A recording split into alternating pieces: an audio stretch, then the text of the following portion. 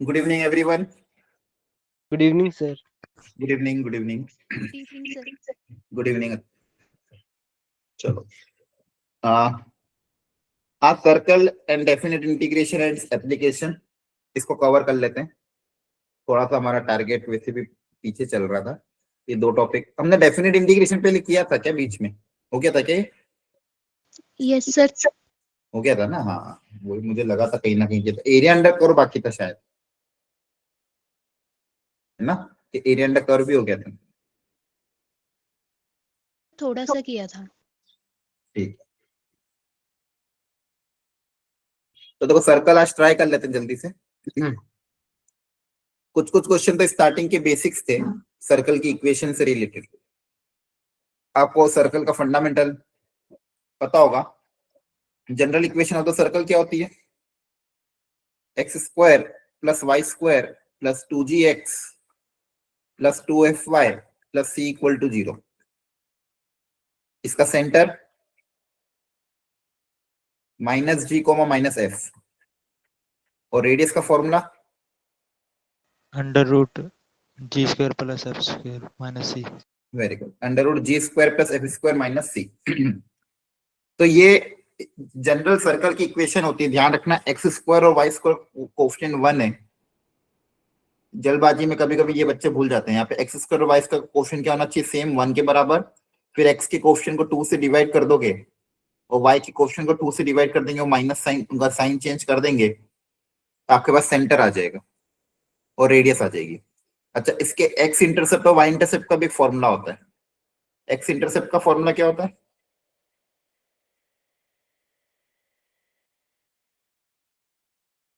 बोलो।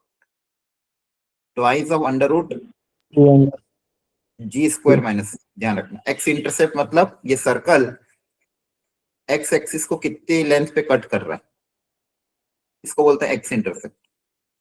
और इसका वाई इंटरसेप्ट का फॉर्मूला होता है twice of under root f square minus c. ये हो गया एक्स इंटरसेप्ट, ये हो गया वाई इंटरसेप्ट। कभी अगर कोई पूछे तो ध्यान रखना। अब ये अंडर रूट के अंदर जो क्वांटिटी है पॉजिटिव होनी चाहिए। यहाँ से ये भी रिलेशन तो अच्छा आता है कि अंडर रूट के अंदर जो क्वांटिटी है वो कैसी होनी चाहिए? ग्रेटर देन इक्वल टू 0, है ना? अगर ग्रेटर देन 0 है तो मतलब कुछ ना कुछ इंटरसेप्ट आ रहा होगा। इक्वल टू 0 इसका मतलब क्या है? टच करता है सर्कल एक्स एक्सिस को, क्या करेगा? टच करेगा, है ना? और मान लो ये जी स्क्वायर माइनस सी लेस देन 0 आ जाए तो इमेजिनरी हो जाएगा। वॉइस नहीं आ रही मेरी? आ रही है सर। अरे, अगर ये जी स्क्वायर माइनस सी रूट के अंदर वाली क्वांटिटी अगर नेगेटिव हो जाती है मतलब इमेजिनरी, मतलब एक्स एक्सिस के ऊपर से निकल जाएगा सर्कल, इंटरसेक्ट नहीं करेगा। अंडरस्टूड? क्लियर है? Yes sir.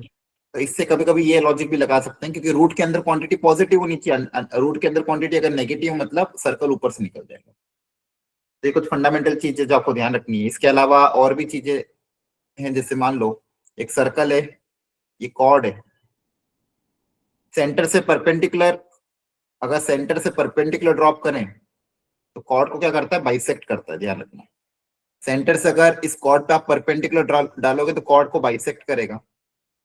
फिर बहुत सी बार ये परपेंडिकुलर हम निकालने, ये रेडियस होती है डी होता है, ये कॉर्ड की लेंथ L/2, यहाँ पे पाइथागोरस अप्लाई करके लेंथ ऑफ द कॉर्ड निकाली जाती थी। इसके अलावा कॉर्ड बाइसेक्टेड, अगर कोई सर्कल है इसमें कोई कॉर्ड है, उसका मिड पॉइंट पता है तो बताओ इसकी, इस कॉर्ड मिड की इक्वेशन क्या होगी? Equation of chord whose midpoint is x1, y1। बताओ, याद होनी चाहिए तो। कितनी बार यूज हुई है?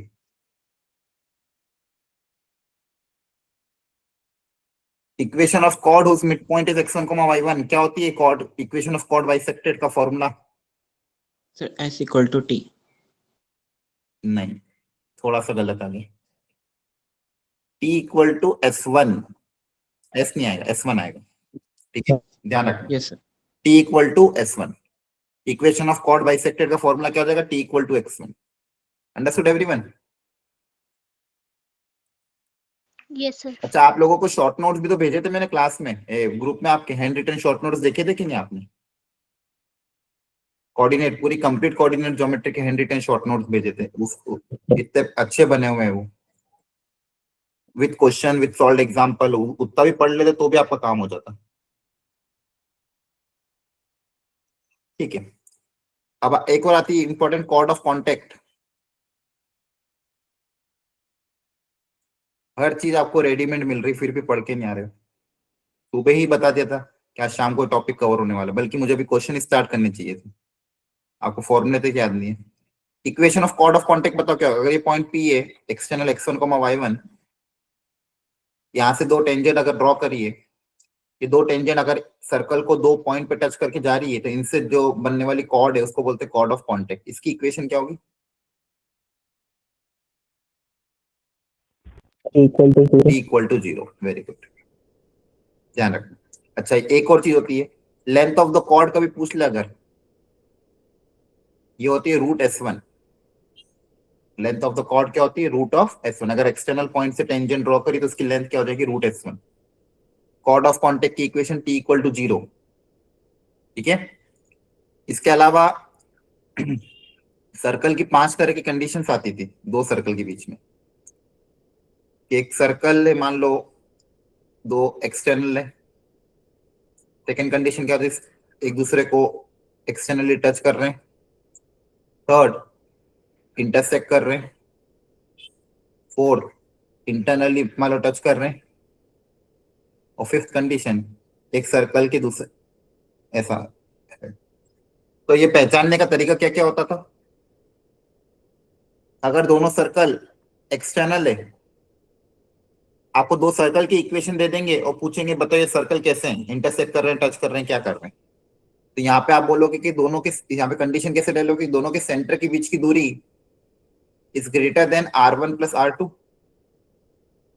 रेडियस के सम से ज्यादा होगी दोनों के सेंटर के बीच की दूरी। दिख रहा है ग्राफिकली, डायग्राम से पता चल रहा है। और यहाँ पे क्या हो जाएगा? दोनों के सेंटर के बीच की दूरी r1 प्लस r2 की क्या होगी? बराबर।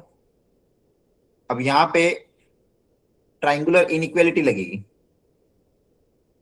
कि दोनों के सेंटर के बीच की दूरी will be less than r1 plus r2 and greater than r1 minus r2। और यहाँ पे दोनों के सेंटर के बीच की दूरी will be equal to r1 minus r2। और यहाँ पे सेंटर के बीच की दूरी will be less than r1 minus r2। Understood everyone? ये हो गया। अब यहाँ पे आपको ये भी बताना रहता है कि नंबर ऑफ कॉमन टेंजेंट्स कितनी बनेगी। नंबर ऑफ कॉमन टेंजेंट, तो वो भी बहुत आसान है। देखो, दो एक्सटर्नल और दो ऐसे ट्रांसफर्स, ऐसे बनेगी दो और दो ऐसी टेढ़ी, तो नंबर ऑफ कॉमन टेंजेंट कितनी आ जाएगी? 4। यहाँ पे नंबर ऑफ कॉमन टेंजेंट कितनी आ जाएगी? 3। यहाँ पे आएगी 2, यहाँ पे आएगी 1, यहाँ पे आएगी 0। तो कभी कभी क्वेश्चन में आपको सर्कल की दो इक्वेशन दे देंगे और फिर पूछेंगे कितनी कॉमन टेंजेंट है। तो सबसे पहले आपको ये पता करना पड़ेगा कि सर्कल किस तरह के हैं, मतलब दोनों के C1 C2 की वैल्यू और r1 प्लस r2 की वैल्यू से कंपेयर करके देखना पड़ेगा कि सर्कल इंटरसेक्ट कर रहे हैं, दूर दूर है, टच कर रहे हैं। वो पता करने के बाद फिर आप पता कर लो कि नंबर ऑफ कॉमन टेंजेंट्स कितनी है। एक ये कॉन्सेप्ट होता है। इसके अलावा एक कॉन्सेप्ट रिले, एक पॉइंट एंड सर्कल। ये कोई पॉइंट है x1, y1। अब ये पॉइंट या तो सर्कल के बाहर होगा, या सर्कल के ऊपर लाई करेगा, या सर्कल के अंदर लाई करेगा।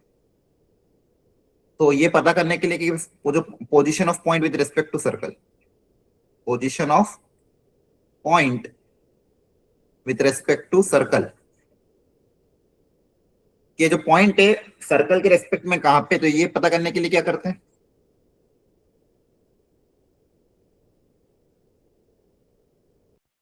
सर उस पॉइंट को इक्वेशन में रखते हैं। हाँ, मतलब बेसिकली वो क्या है? S1 पता कर लो। S1 अगर 0 के बराबर है, मतलब point is on the circle, point is on the circle. S1 अगर आपका लेस देन 0 है, तो point is inside the circle. S1 अगर आपका ग्रेटर देन 0 है तो point is outside the circle.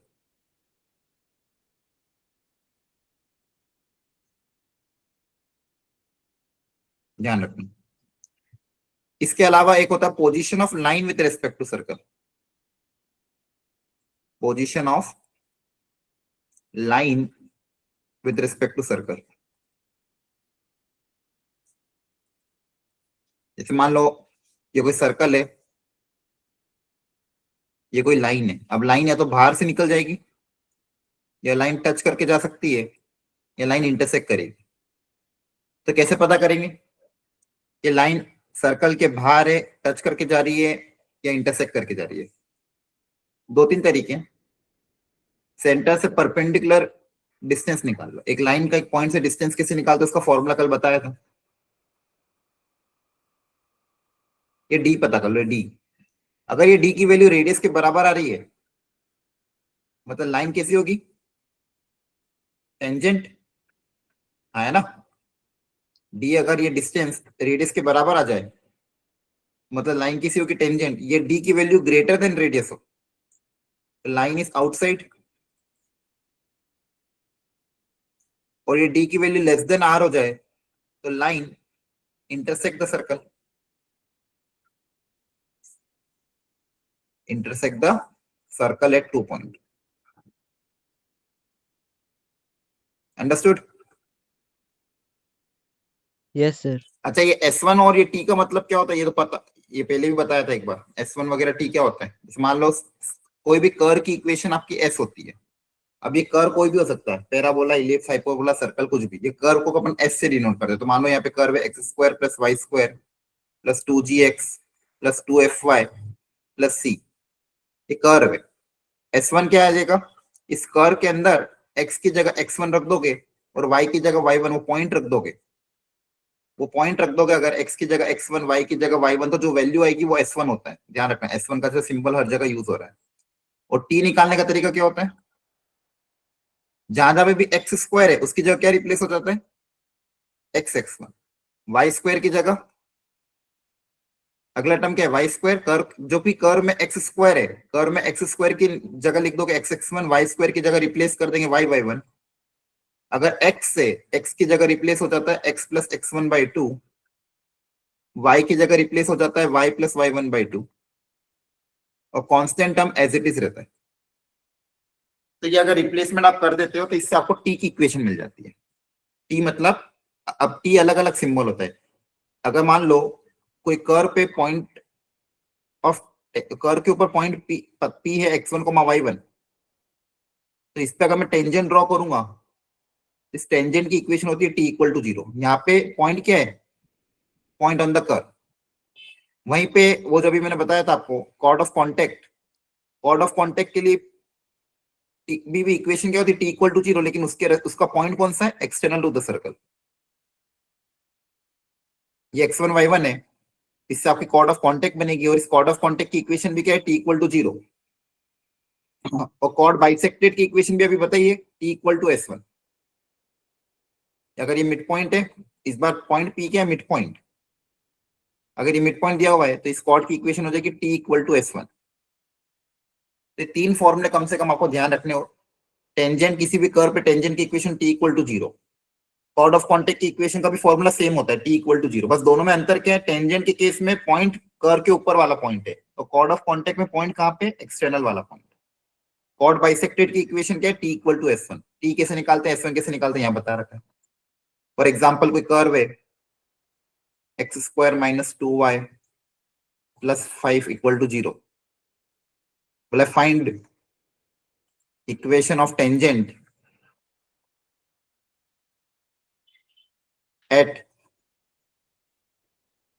Point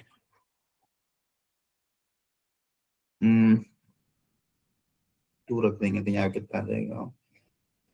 1 -1, 2 मान लो, या 1, 2 पे टेंजेंट की इक्वेशन क्या होगी ये पूछा है, तो कैसे करोगे? पॉइंट 1, 2 पे टेंजेंट की इक्वेशन पूछिए, तो आपको क्या करना है, सिंपली जो कर्व की इक्वेशन है उसको पहले लिख लिया आपने already, x square minus 2y plus 5 equal to 0 curve की इक्वेशन है। आपको निकालनी टेंजेंट की इक्वेशन। तो टेंजेंट की इक्वेशन कैसे निकलेगी, एक्स स्क्वायर की जगह क्या आ जाएगा, एक्स x1, y की जगह क्या आ जाएगा, y plus y1/2, constant term as it is, और यहाँ पे पॉइंट क्या है x1, ये आपका y1 है, तो रख दो x1 की जगह 1, तो x minus 2 y plus 2/2 plus 5 equal to 0। इसको सिंप्लीफाई करोगे तो टेंजेंट की इक्वेशन आ जाएगी। Understood everyone? बोलो समझ में आ रहा है कि नहीं आ रहा है? क्लियर है? तो टेंजेंट की इक्वेशन ऐसे आ जाती है। यस अब देखो ध्यान से फटाफट एक ही क्वेश्चन का, पहला वाला क्वेश्चन में क्या था, दो डायमीटर दिए हुए, एरिया दिया हुआ है, पूछा सर्कल की इक्वेशन क्या होगी। सर्कल की इक्वेशन निकालने के लिए सेंटर चाहिए, रेडियस चाहिए। तो आपको दो डायमीटर दिए हुए हैं, तो क्या करोगे बताओ, दो डायमीटर की इक्वेशन गिवन है, उससे क्या निकलेगा, जल्दी बताओ, इतना टाइम कैसे लगा। सर, उसके सेंटर निकल हाँ। जाएगा। उन दोनों को साथ में सॉल्व करोगे तो सेंटर आ जाएगा। इन दोनों इक्वेशन को साथ में सॉल्व करके क्या आ जाएगा, सेंटर। तो सेंटर पता चल जाएगा आपको। एरिया दिया हुआ है, एरिया होता है पाई आर स्क्वायर, यहां से रेडियस आ जाएगी। सेंटर पता है, रेडियस पता है। सर्कल की इक्वेशन क्या होती है, x माइनस x1 का होल स्क्वायर, मान लो सेंटर x1 है, y1, y माइनस y1 का whole square equal to r square, centre radius form. Centre पता है, रेडियस पता है, तो सर्कल की इक्वेशन निकालने का तरीका क्या है, x माइनस x1 का whole square plus y minus y1 का whole square equal to r square. Understood? ठीक है, यस क्वेश्चन था। सर। क्वेश्चन नंबर 2 में intercept of the line on the circle,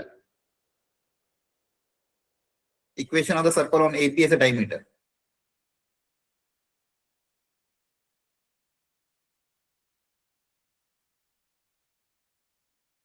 देखो क्या बोला गया, intercept made by the line on the circle is AB। ये कोई सर्कल है,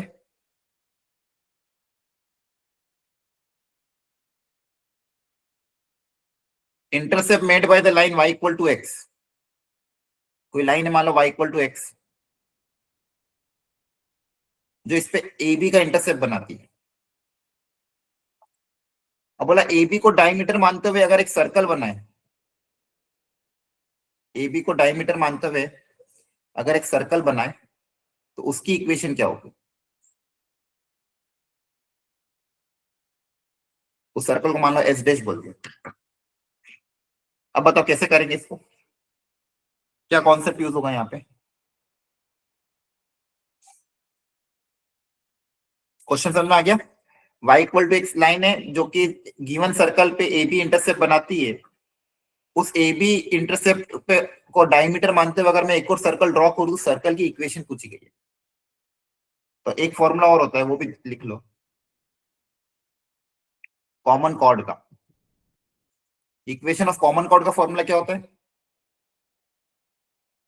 याद है किसी को? Equation of common cord,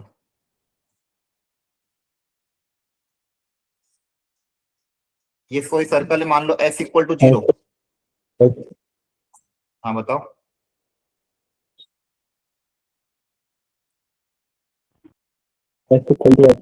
S equal to, जैसे मान लो ये सर्कल है S इक्वल टू 0, ये सर्कल है मान लो S डैश इक्वल टू 0। तो इनकी जो कॉमन कॉर्ड है, दोनों इंटरसेक्ट जहां पे कर रहे हैं, तो इनके बीच में कॉमन कॉर्ड होगी। आप बताओ इस कॉमन कॉर्ड की इक्वेशन क्या होगी।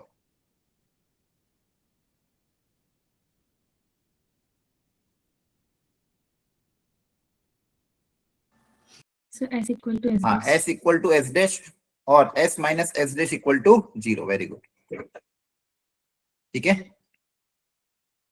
बेसिकली लॉजिक भी सेम है ना।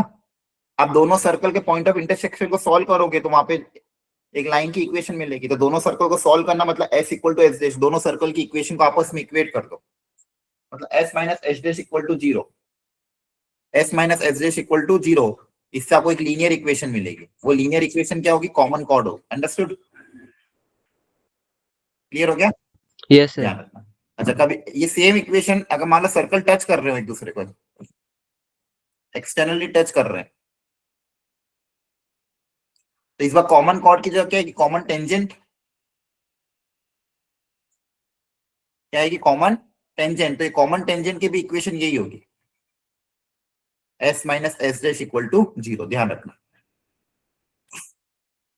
यार और भी कॉन्सेप्ट होते थे, रेडिकल एक्सिस वगैरह, और भी बहुत चीजें होती थी पहले, लेकिन सब कुछ डिलीट हो गया। अदरवाइज ये चैप्टर बहुत लेंदी था। उन्होंने लगभग जो 30-40% ऑफ द टफ सिलेबस था पूरा ही डिलीट कर दिया पहले के कंपैरिजन में। अब तो बहुत चीजें रिड्यूस हो गई। आपको जो सिलेबस मिल रहा है काफी रिड्यूस फॉर्मेट मिल रहा है, अदरवाइज तो जेई का सिलेबस पहले बहुत लेंदी होता था। अब यहाँ पे ये जो इक्वेशन है, कॉमन कॉर्ड की इक्वेशन गिवन है, एफ डैश की इक्वेशन पूछी है, तो इसको अपन एस बोल देते हैं, इस सर्कल को। तो मुझे पता है इक्वेशन ऑफ कॉमन कॉर्ड क्या होती है? S minus S dash equal to 0 होती है। और ये मुझे कॉमन कॉर्ड की इक्वेशन क्वेश्चन में किसके बराबर गिवन है? y इक्वल टू, मतलब y minus x equal to 0 के बराबर है ना? x minus y. आपको Yes, समझ में आ sir. रहा है? देखो s माइनस एच डैश से क्या मिलेगा पहले वो देख लो, या फिर एस डैश को ऐसा कैसे रहने देते हैं। और इससे अब s minus H dash equal to 0 से मुझे क्या मिलेगा? Equation of common chord. और इक्वेशन ऑफ कॉमन कॉर्ड क्या है? y माइनस एक्स और x minus y equal to 0।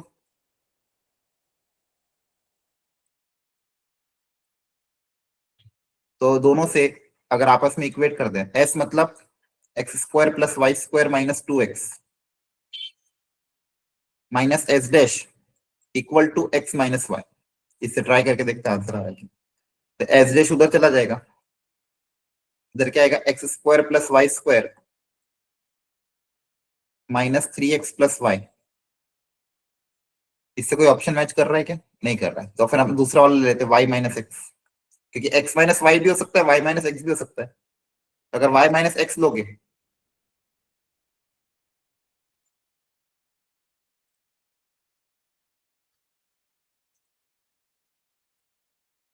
तो x उधर जाके माइनस हो जाएगा। तो इक्वेशन क्या बन जाएगी? X square plus y square minus x minus y equal to 0। Understood?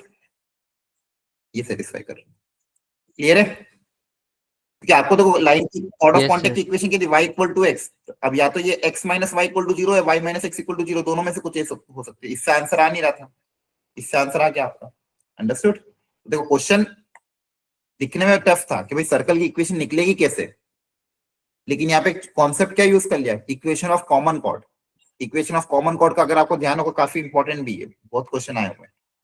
ठीक है, टेंजेंट जब पूरी तरह से डिलीट हो गया तो उनके पास एक ही ऑप्शन बचा है, या तो सर्कल से रिलेटेड आपको क्वेश्चन पूछेंगे या कॉर्ड से रिलेटेड क्वेश्चन पूछेंगे, क्योंकि टेंजेंट नॉर्मल पूरी तरह से डिलीट हो गया। पहले क्या होता था? 80-90% क्वेश्चन टेंजेंट नॉर्मल से ही आते थे। जितने भी आप जेई के पुराने पीवाईक्यू देखोगे 2023, 22, 21 के, उसमें टेंजेंट नॉर्मल के आपको बहुत क्वेश्चन मिलेंगे, लेकिन अब वो डिलीट हो गए।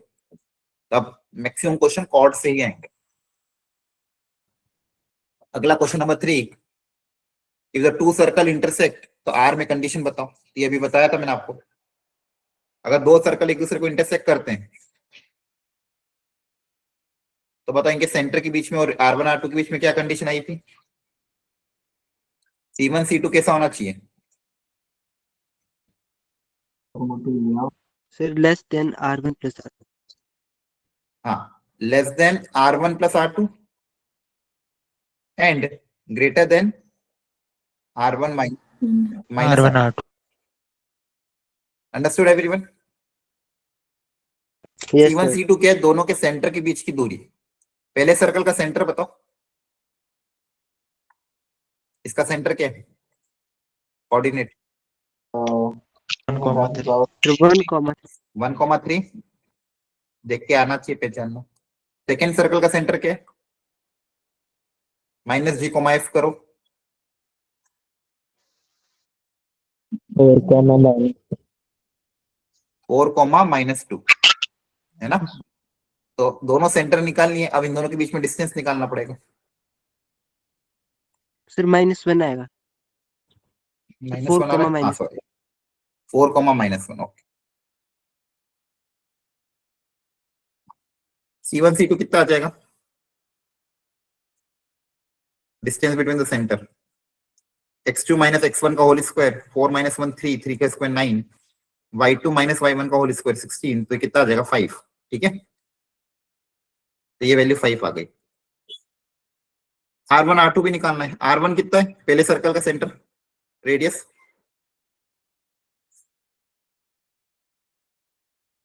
फर्स्ट सर्कल का रेडियस किसके बराबर है? R के बराबर ही।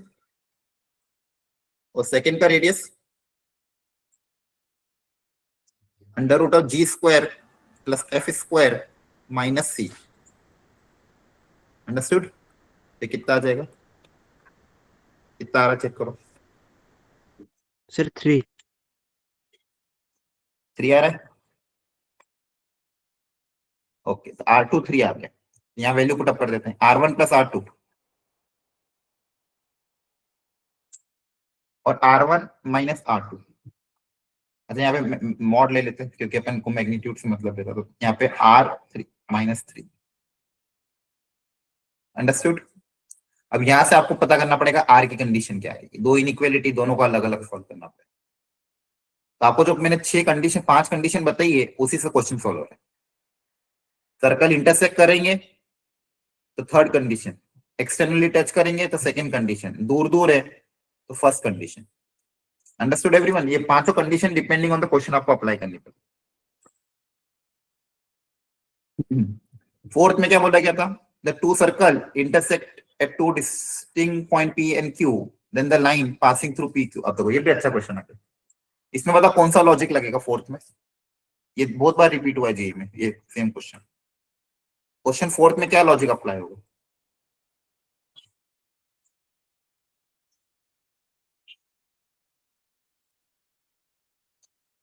सर कॉमन का हाँ, कॉमन कॉर्ड। दो सर्कल इंटरसेक्ट कर रहे हैं एक दूसरे को P और Q पे। ये वाली equation x² + y² - 3ax + dy - 1 = 0। और सेकंड फर्स्ट वाले सर्कल की इक्वेशन भी हमको गिवन है, x² + y² + 2ax + cy + a = 0। ये दोनों P और Q दो पॉइंट पे इंटरसेक्ट कर रहे हैं।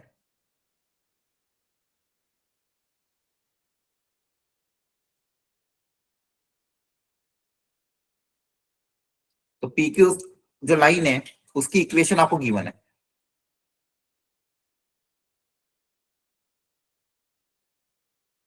(5x + by - a = 0।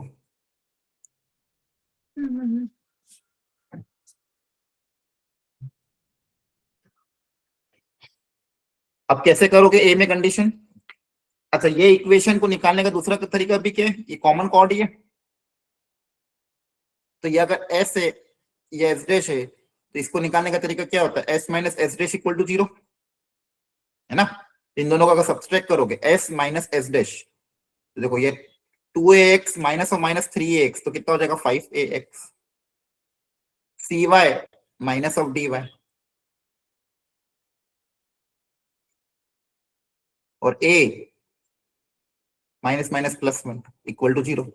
तो कॉमन कॉर्ड की इक्वेशन आ गई 5ax, y common, c - d × y + a + 1 Yes, sir. = 0। Understood यहां तक? ये बहुत आसान तरीके होते हैं सॉल्व करने के। अब ये दोनों इक्वेशन सेम है, एक ही चीज को रिप्रेजेंट कर रही है। तो अगर दो इक्वेशन सेम होती है तो आपने क्लास 10th में पढ़ा था, कोइंसाइडिंग लाइन की कंडीशन क्या होती है? a1/a2 = b1/b2 = c1/c2। अगर ये दोनों इक्वेशन सेम है तो इनके कोएफिशिएंट के रेशियो आपस में सेम होंगे। तो 5a/5 = c - d/b = a + 1/-a। Understood? अब यहां से आपको सिंप्लीफाई करके सोचना पड़ेगा ए में कंडीशन कैसे कितनी थी। अब देखो ए निकालना है ना, तो ए निकालने के लिए इस फर्स्ट को और लास्ट को आपस में इक्वेट कर देंगे। यहां से देखते हैं ए कितना आएगा। तो ये 5 कैंसिल हो जाएगा, a equal to a plus 1 upon a minus a, ये उधर चल जाएगा, तो minus a square equal to a plus 1, तो a square plus a plus 1 equal to 0। a में क्वाड्रेटिक है, इसका जब d निकालोगे तो नेगेटिव आएगा, मतलब no real values of a। आपका Yes, आंसर क्या है? sir. नो रियल वैल्यू, है ना। क्वेश्चन दिखने में टफ दिखते हैं, लेकिन इसमें लिमिटेड कॉन्सेप्ट ही है सर्कल में, इसलिए मैंने आपको ये वाला चैप्टर रखा था, ये स्ट्रेट लाइन सर्कल के इजी मीडियम लेवल के क्वेश्चन की प्रैक्टिस कर लो। अंडरस्टूड? So. Yes, ठीक। sir. पांचवें मिला सर्कल, इसलिए मैंने, आप देखो हर क्वेश्चन में ये वेराइटी कवर है जो आपके काम की है, जो डिलीटेड सिलेबस है उसमें से कोई क्वेश्चन रखा ही नहीं गया है। A circle passing through this and touching the x-axis it is also passing through this, ये भी अच्छा क्वेश्चन है based on diagram. Circle passing through 1, -2 touching x-axis at 3, 0, x-axis को 3, 0 पे टच कर रहा है सर्कल, तो जब भी कोई भी एक्सिस को टच करता है उससे बहुत सारे कॉन्सेप्ट यूज होते हैं। ये पॉइंट है आपका 3, 0। आपको सेंटर प्रिडिक्ट करना होगा, जब भी किसी एक्सिस को टच करके जाता है तो सेंटर क्या होगा वो आपको प्रॉपर लेना पड़ेगा, अननोन ज्यादा नहीं यूज करना। तो पता इसका सेंटर का कोऑर्डिनेट क्या अज्यूम करो, डायग्राम को देख के बता सेंटर का कोऑर्डिनेट क्या अज्यूम होगा।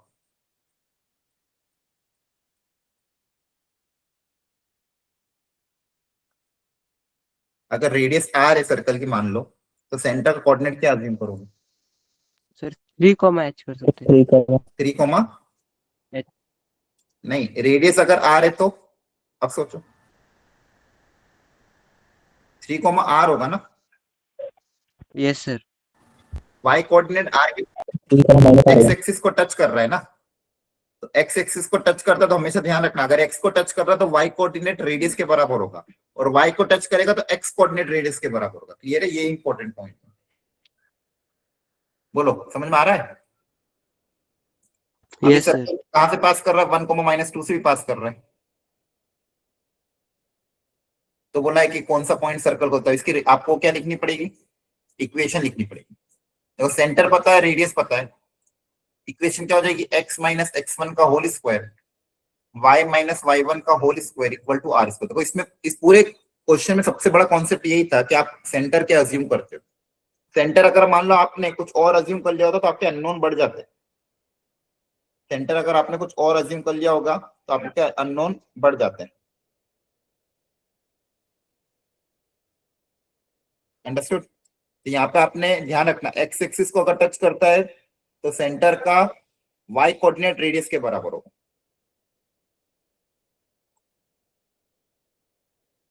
अब रेडियस निकालने के लिए एक कंडीशन क्या गिवन है? कहां से पास कर रहा है? 1, -2 से, तो 1, -2 इसमें सेटिस्फाई हो जाएगा। एक्स की जगह 1 और वाई की जगह -2 रख देना, तो ये कितना हो जाएगा? 4 + 4 + r² + 4r equal to r square. Calculation check कर लेना, तो 4r² कैंसिल हो जाएगा, 4r इक्वल टू -8। कहाँ गलती हुई चेक करो।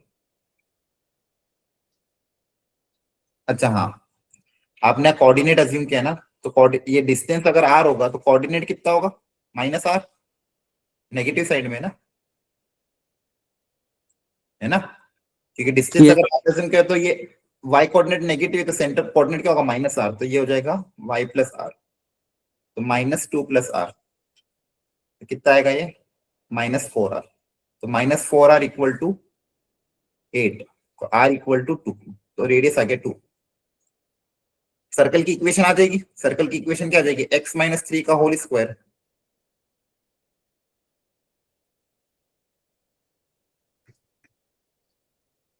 सर्कल की इक्वेशन क्या आ जाएगी? x-3 का होल स्क्वायर प्लस y+2 का होल स्क्वायर इक्वल टू 4। अब कैसे पता करेंगे कौन सा पॉइंट इस सर्कल से पास कर रहा है?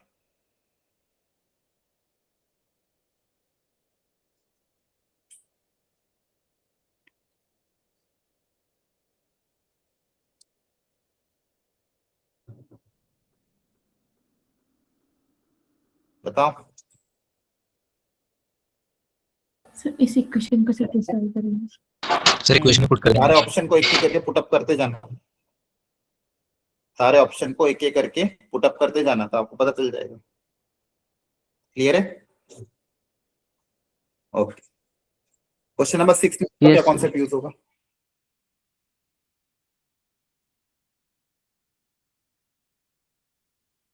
क्वेश्चन 6 में क्या कॉन्सेप्ट यूज होगा? Number of common tangents.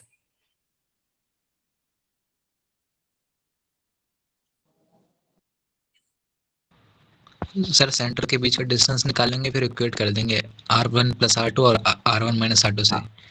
अगर ज्यादा हुआ तो फिर हमारे पास 4 होंगी, और अगर कम हुआ तो फिर 3, फिर 2, ऐसे चेक कर लेंगे। अभी बताया था आप लोगों को कि वो जो कभी भी आपको नंबर ऑफ कॉमन टेंजेंट्स पता करनी है तो आप क्या पता करो? डिस्टेंस बिटवीन द सेंटर और R1 + R2 के बीच में रिलेशन। अंडरस्टूड? क्लियर Yes, है? sir.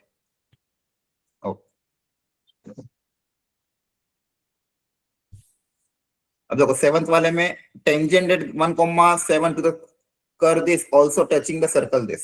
अब ये क्वेश्चन इसलिए लिया था, टेंजेंट वैसे डिलीटेड है लेकिन ये फंडामेंटल बेस पे था।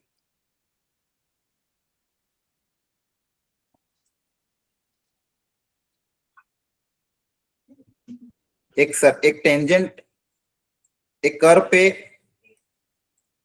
x² = y-6 कर्व है, और इस कर्व पे टेंजेंट कहाँ पे? 1,7 पे। अब ये टेंजेंट सर्कल को भी टच कर रही है, तो सी बताओ, तो बताओ क्या कॉन्सेप्ट यूज करोगे?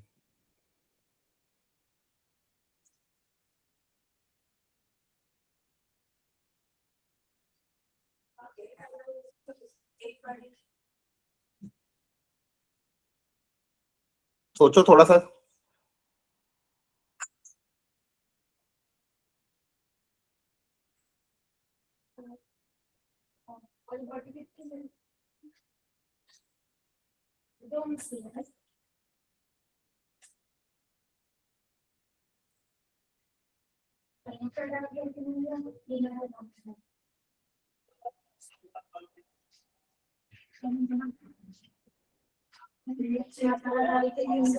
बताओ।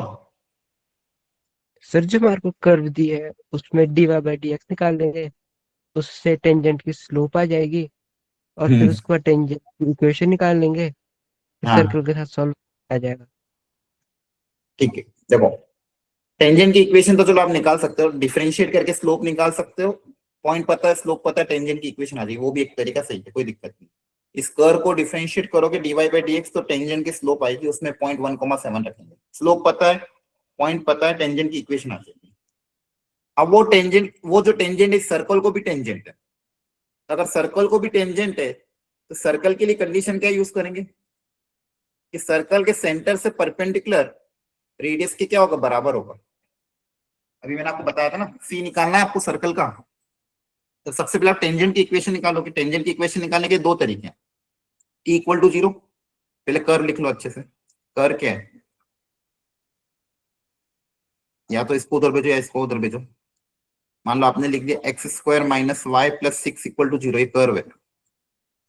तो t = 0 की इक्वेशन क्या आ जाएगी? टेंजेंट की इक्वेशन। x² की जगह रिप्लेस हो जाएगा x(x1), y की जगह रिप्लेस हो जाएगा y + y1/2, constant as it is, से डायरेक्ट टेंजेंट की इक्वेशन आ जाएगी। बताया था अभी, यहाँ पे ये x1, y1 है, x1 की जगह 1 आ जाएगा, तो x - y + 7/2 + 6 = 0।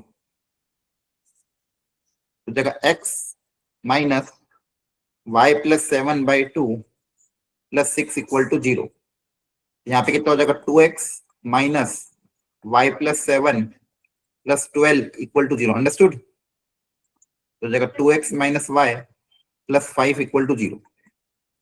ये टेंजेंट की इक्वेशन है। अब ये टेंजेंट सर्कल को भी टेंजेंट है, ये जो लाइन है ये सर्कल को भी टेंजेंट है, तो सर्कल के सेंटर से परपेंडिकुलर रेडियस के बराबर होना चाहिए। तो सर्कल का सेंटर क्या है?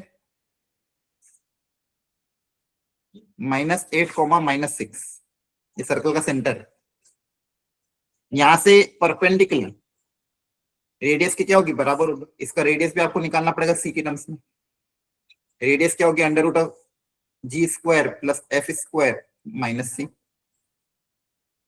तो हो जाएगा R equal to √100 minus c. तो सेंटर से परपेंडिकुलर रेडियस के बराबर है। अच्छा, सेंटर से परपेंडिकुलर कैसे निकालोगे? सेंटर से इस लाइन पे परपेंडिकुलर ड्रॉप करना है। तो ax1 प्लस by1 ax1 एक लाइन का एक पॉइंट से परपेंडिकुलर डिस्टेंस का फॉर्मूला अप्लाई कर देंगे। एक लाइन का एक पॉइंट से परपेंडिकुलर डिस्टेंस का फॉर्मूला अप्लाई कर दोगे तो ax1 plus by1 plus C upon under root A square plus B square.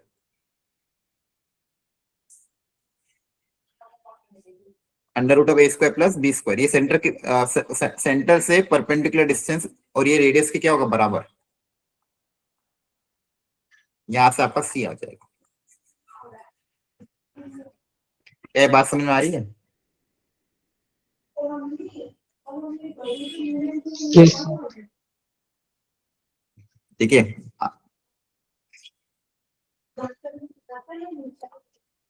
Second वाले में a tangent to the circle at the point this cut off the chord of 4 meter from the circle of C2 whose center is this, तो उसका radius पूछा था। ये भी बहुत standard question है। डायग्राम बनाओ एक बार इसका 8 का।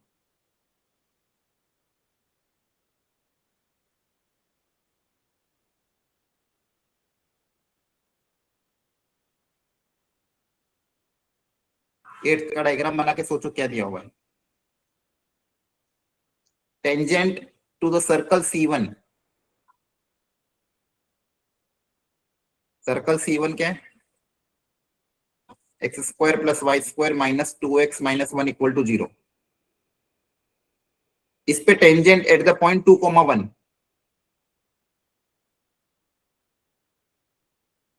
डायग्राम ही सबसे पहले बनाना, पहला काम क्या, डायग्राम बनाने की कोशिश करो।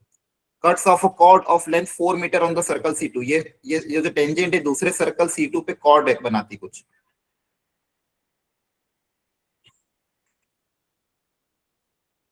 ऑफ लेंथ 4 मीटर, ये C2 सर्कल है जिसके ऊपर ये कॉर्ड 4 मीटर का लेंथ कट करती है।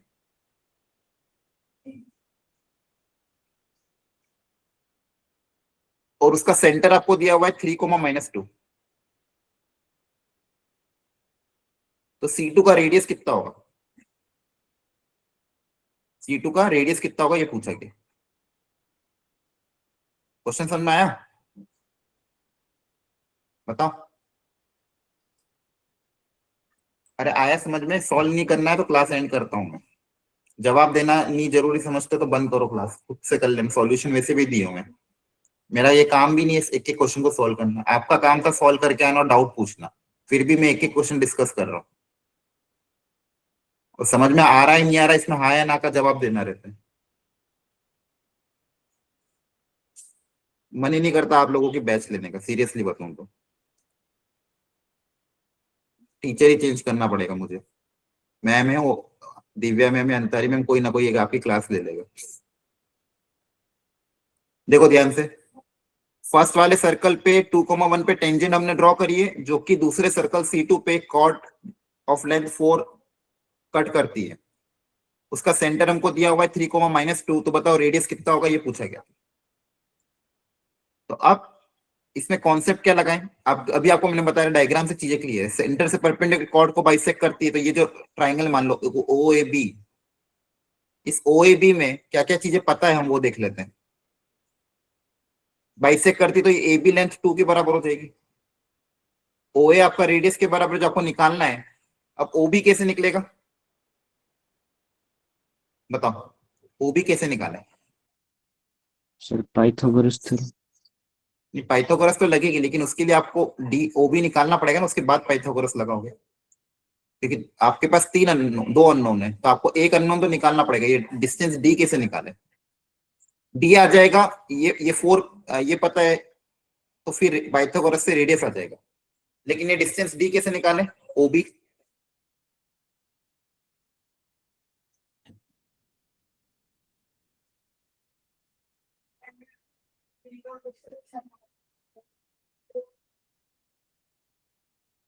बताओ। हाँ, सबसे पहले आपको इसकी लाइन की इक्वेशन निकालनी पड़ेगी, equation of tangent of circle C1।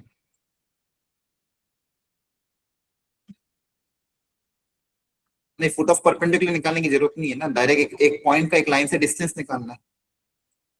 Equation of tangent of circle C1, circle C1 पे टेंजेंट की इक्वेशन कैसे निकालते हैं, t = 0।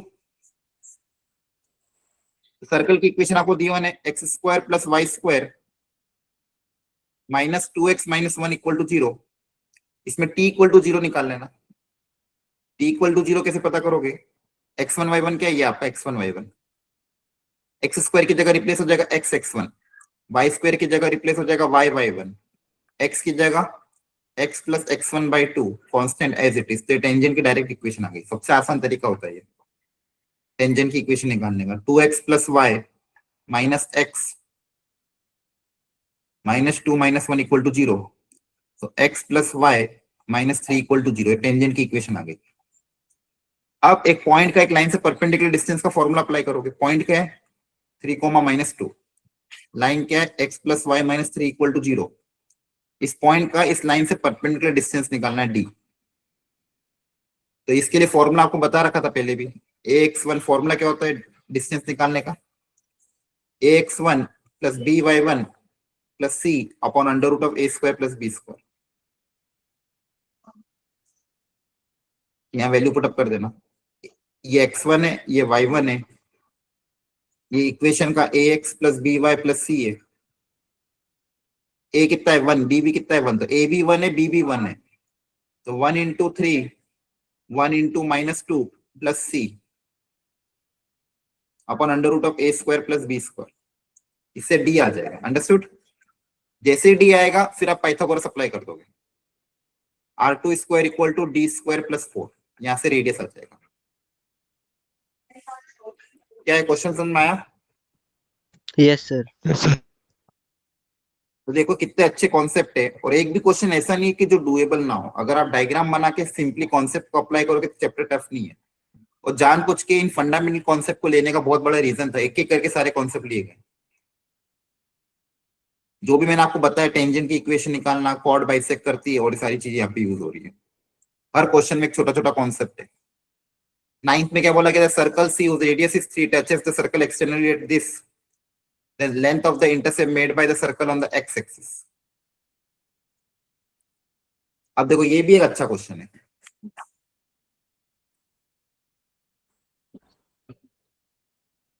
अगेन डायग्राम पहले बनाना, सबसे पहला काम है डायग्राम। मैंने आपको पहले ही बोला था, कोऑर्डिनेट ज्योमेट्री वाले में कोई भी क्वेश्चन है, सबसे पहले काम है डायग्राम बनाओ, उसके बिना तो आप विजुअलाइज कर ही नहीं पाओगे।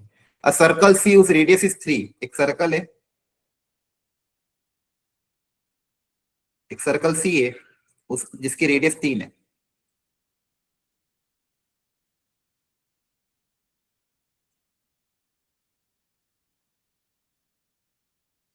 टचेस द सर्कल एक्सटर्नली, कोई दूसरे सर्कल को एक्सटर्नली टच करता है एट 2, 2।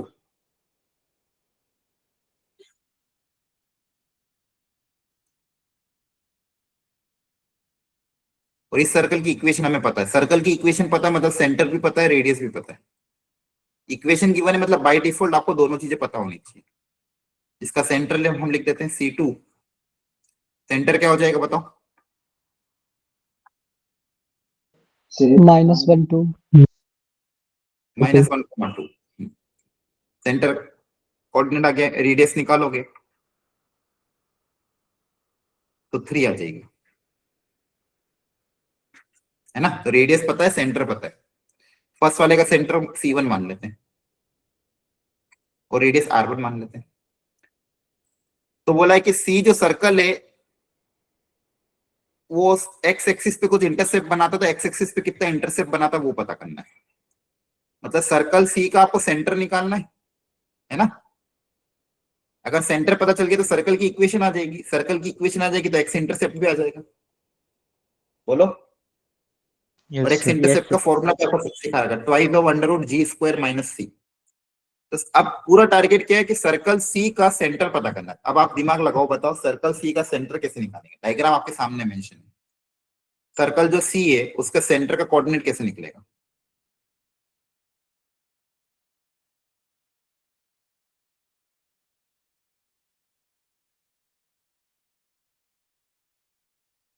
नहीं, डिस्टेंस फॉर्मूला यूज मत करना, बहुत लेंदी होगा, कैलकुलेशन भी टफ होगी। और सोचो,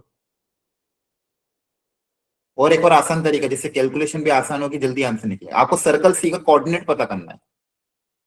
क्या पता करना है सर? नहीं, मिड पॉइंट थोड़ी होगा, जरूरी थोड़ी मिड पॉइंट होगा। सर उनकी मिड पॉइंट रेडियस सेम है। अच्छा, रेडियस सेम है, हाँ रेडियस सेम है तो फिर मिड पॉइंट। बेसिकली आप ये बोलो सेक्शन फॉर्मूला अप्लाई करेंगे, हाँ है ना? Yes Yes, sir. करेंगे सेक्शन फॉर्मूला। यहाँ पे रेडियस अलग भी हो सकती थी, लेकिन यहाँ पे रेडियस सेम है तो रेशियो 1:1 हो जाएगा।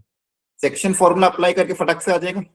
सेंटर C2 आपका है -1,2, इसको आप मान लो A, B, और रेशियो कितना है 1:1, तो बाय सेक्शन फॉर्मूला आपका सेंटर आ जाएगा। ठीक है, तो ये इससे जल्दी आ जाएगा आपका। तो C1 by section formula AX1 plus BY1 plus M1X2 plus M2X1 upon M1 plus M2 से आपका A, B की वैल्यू आ जाएगी। तो बाय सेक्शन फॉर्मूला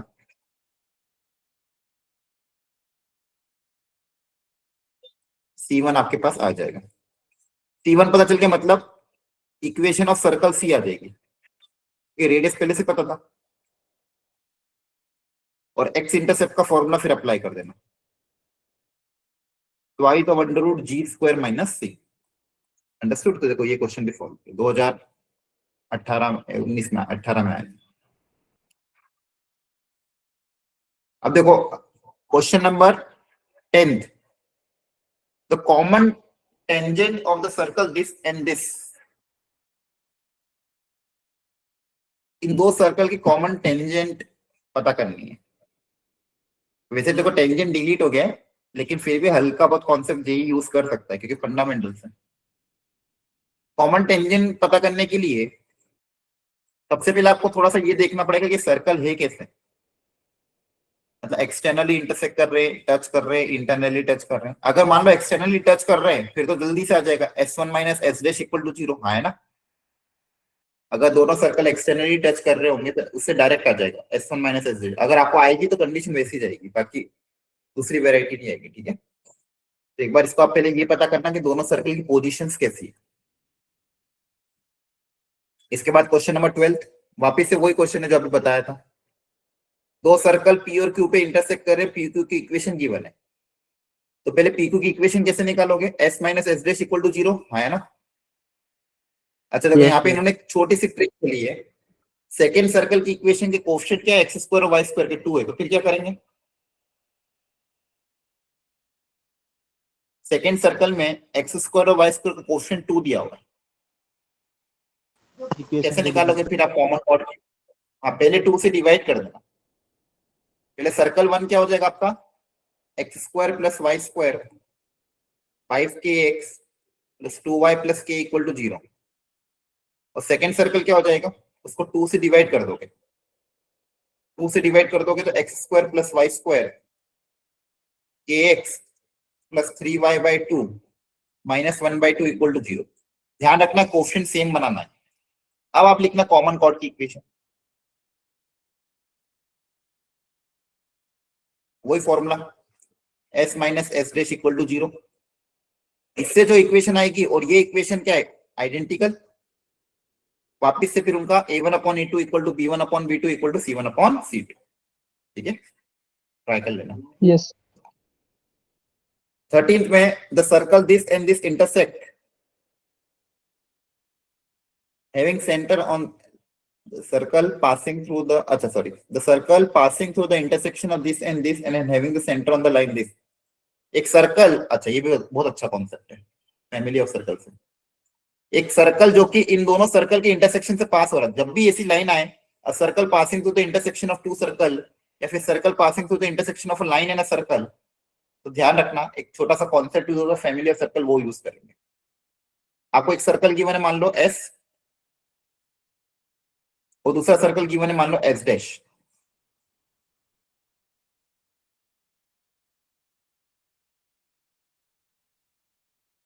एक सर्कल गिवन है S, दूसरा सर्कल गिवन है H'।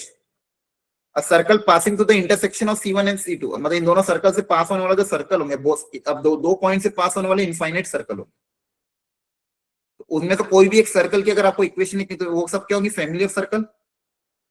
तो इन 2 पॉइंट से पास होने वाले सर्कल की इक्वेशन होती है s plus lambda S dash equal to 0। सिर्फ लेमडा के टर्म्स में अज्यूम करेंगे। लेमडा की अलग अलग वैल्यू के लिए आपको अलग अलग टाइप के सर्कल मिलेंगे। तो इन दोनों सर्कल के इंटरसेक्शन से पास होने वाले सर्कल की इक्वेशन क्या होगी? s plus lambda S dash equal to 0। याद रख लोगे, इसको बोलते हैं फैमिली ऑफ सर्कल।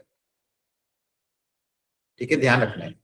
कभी भी कॉन्सेप्ट आता है circle passing to the intersection. अब देखो, अब क्या आगे क्या बोला, क्या सेंटर यहाँ पे लाई करता है, तो लेमडा निकालने के लिए कंडीशन है, पहले आप इक्वेशन निकलोगे, फिर इसका सेंटर निकालना। सेंटर लेमडा के टर्म्स में आएगा। अब ये सेंटर उस लाइन को सेटिस्फाई करेगा, है ना? ये सेंटर इस लाइन को क्या करेगा? सेटिस्फाई, क्योंकि सेंटर इस लाइन पे लाई कर रहा था। यहां से आपका लेमडा आ जाएगा। ये लेमडा की वैल्यू वापस यहाँ रख दोगे तो सर्कल की इक्वेशन आती है। क्लियर है? Yes sir. ठीक है, तो ध्यान रखना। ये फैमिली ऑफ सर्कल पे क्वेश्चन मैंने दे दिया था। आगे 14th में डायग्राम बना के सोचना पड़ेगा, और 15th भी वैसे ही है। 15th में, हाँ 15th अच्छा, पहले 15 ट्राई करो सब लोग। Everyone try question 15।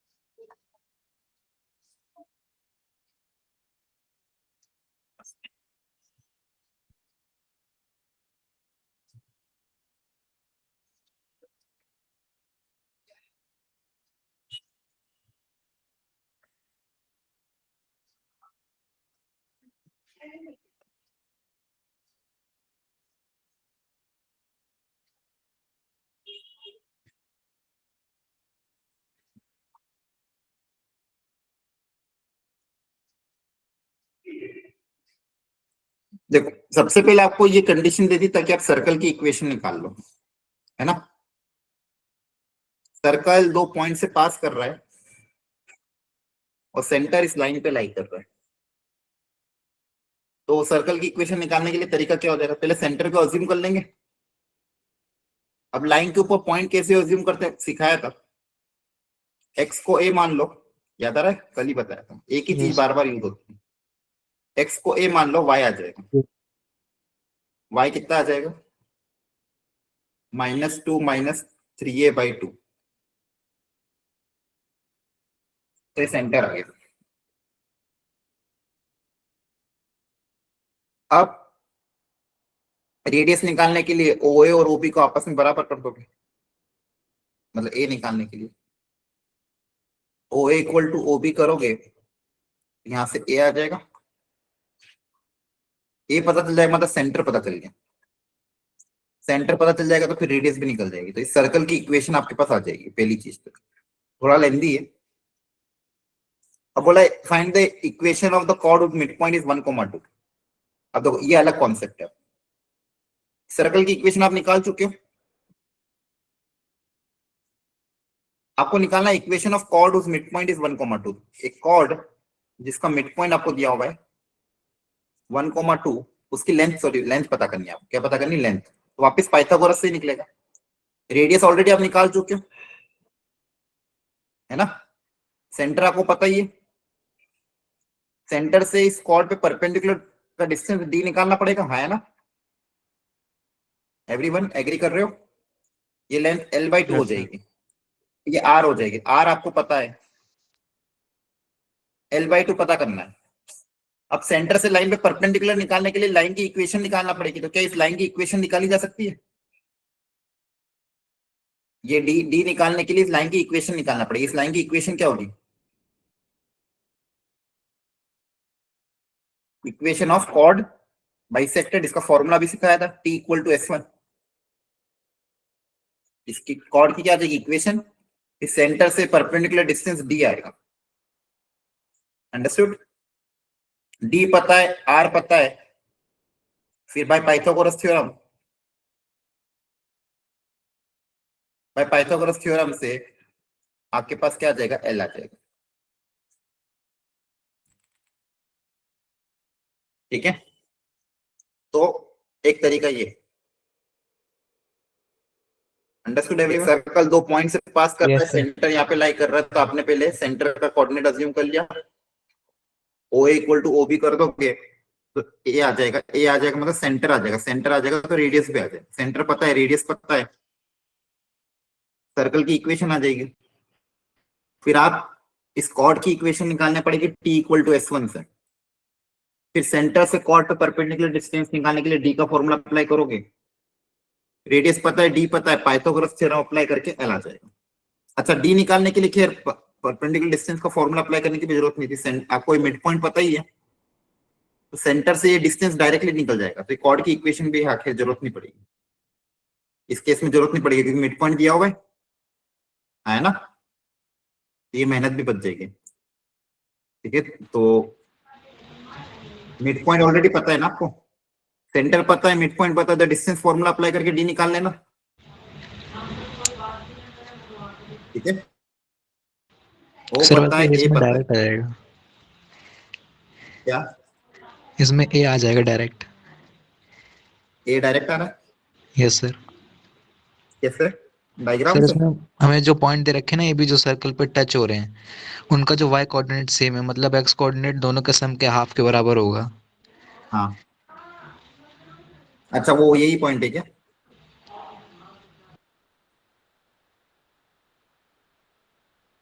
ये जो पॉइंट है ये कितना आ रहा है?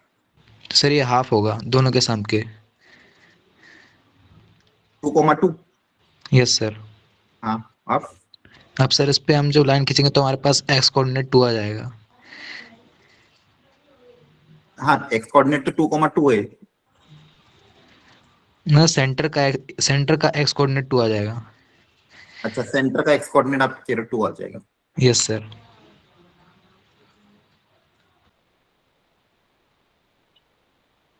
ठीक है, बोल सकते हो, ए आ जाएगा उससे डायरेक्ट। डायग्राम अगर आप डायग्रामेटिकली करोगे तो भी आ जाएगा, क्योंकि यहाँ पे कोऑर्डिनेट बहुत सिमेट्रिकल है, इसलिए पहले मैं डायग्राम बना रहा था, फिर मैंने जनरलाइज मेथड बता दिया। ठीक है, अंडरस्टूड? कभी कभी अगर कुछ सिमेट्रिकल डायग्राम होंगे तो डायग्राम बना के भी सॉल्व हो सकते हैं, लेकिन बहुत सी बार मान लो डायग्राम सिमेट्रिकल ना हो तो फिर आप ऐसे जनरल कॉन्सेप्ट अप्लाई करना। सेंटर को अज्यूम करो, red O equal to O भी करो, वहां से ए आ जाएगा। अंडरस्टूड? यहाँ पे फायदा क्यों हो गया? क्योंकि जो पॉइंट्स दिए हुए थे उसके वाई कोऑर्डिनेट सेम थे।